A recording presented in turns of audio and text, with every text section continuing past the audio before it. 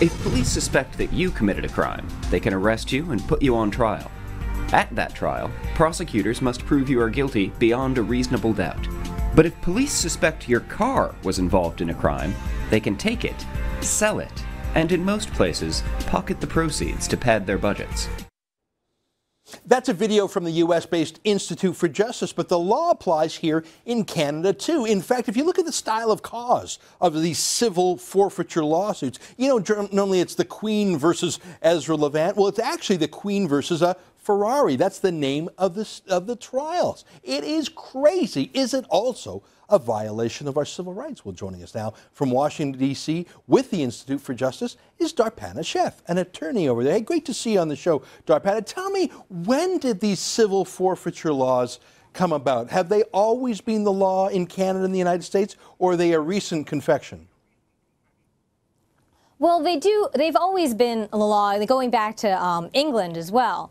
But the recent aspect of these laws is the extent and the scope of these laws. Originally, they were intended to just get jurisdiction over property. So, for example, if you had piracy crimes and you couldn't get jurisdiction over the person, there would be a civil forfeiture action against the boat or the ship.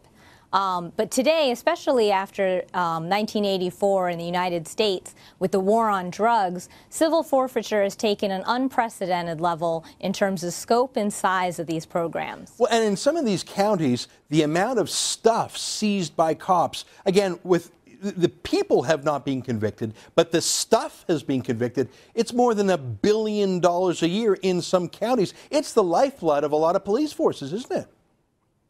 Right, and that is one of the worst aspects of civil forfeiture, that not only are innocent people property that is taken, but worse, law enforcement officials get to retain use of that property or keep the proceeds for their own use. And this creates a really perverse financial incentive for law enforcement officials to seize and keep property, regardless of whether it's there's been a crime or not.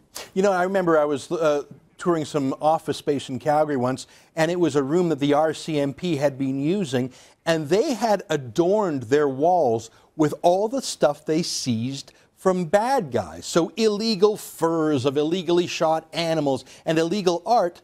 This was the decorations for the police department. So it was illegal for some bad guy to have it, but the cops had a beautifully decorated place. I want to tell you one more story, Darpana. I was researching this issue, and you know that whole show from the 90s, Miami Vice, where Crockett and Tubbs would drive around in those Ferraris and Lamborghinis? I mean, since how could a cop afford those cars? Well, the whole show was created based on the crazy expansion of these civil forfeiture laws, because in Miami, it is true, cops get to drive the cars that they seize from the bad guys. It was a crazy premise for a TV show, but it's even worse when it happens in real life, right?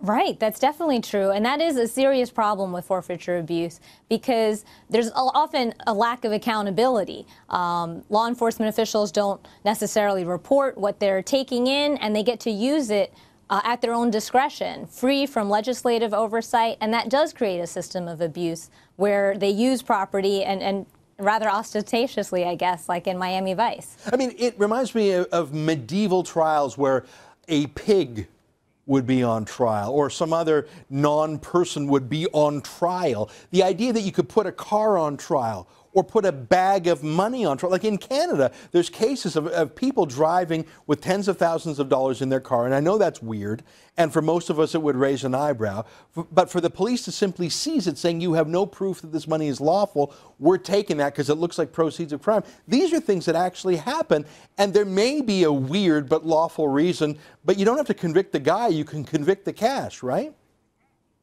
Right, and that is a serious problem with forfeiture, because the people themselves are not even, they're not convicted, and sometimes they're not even charged with a crime. And as you kind of raised it, it's based on a legal fiction that the property itself is guilty of a crime.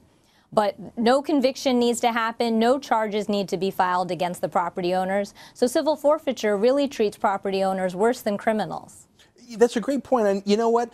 I can imagine that in some of those Miami cases, it really is bad drug dealers, and this is sort of an irregular or informal way to hurt the bad guys. But ironically, it's probably the truly rich drug dealers who can afford to fight this in court. But if you're a normal schlub who happens to have his stuff taken and you didn't have a trial, you probably can't afford to hire the crack attorney to fight to get it back. I mean, when you take away the fair procedure and the rule of law, you're probably going to hurt poor people more than rich criminals, I'm thinking.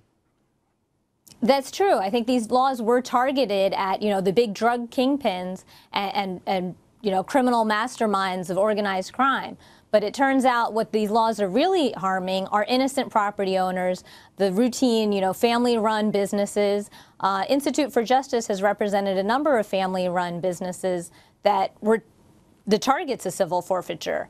For example, back in last year, we represented a motel owner, Russ and Patricia Caswell, in Tewksbury, Massachusetts. And the U.S. government had tried to forfeit their $1.5 million motel because over the course of 20 years, third-party guests, maybe a handful, a tiny percentage, had engaged in illegal drug activity behind closed doors. There was no allegation that the motel owners or any of its employees were involved in these crimes. No allegation that they even knew about these crimes. In fact, it was in their best interest to curb drug abuse, and they had worked with local law enforcement to see how they could, make sure they don't rent to drug dealers. It was a budget motel, so unfortunately it does have a little bit of a draw for people involved in drug activity.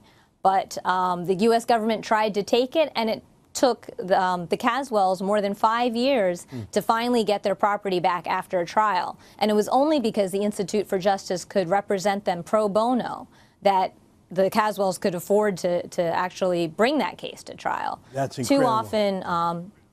Too often property owners you're right, they don't have the resources, or it's not just, large sums of money that the government's after. It can be a car or a smaller sum of money in which it just doesn't make economical sense for property owners to go through the expense to hire an attorney when the property is not as valuable as that. Yeah, that's incredible. Listen, I'm glad you're doing the work that you are. If folks want to learn more, go to ij.org. It's a great organization.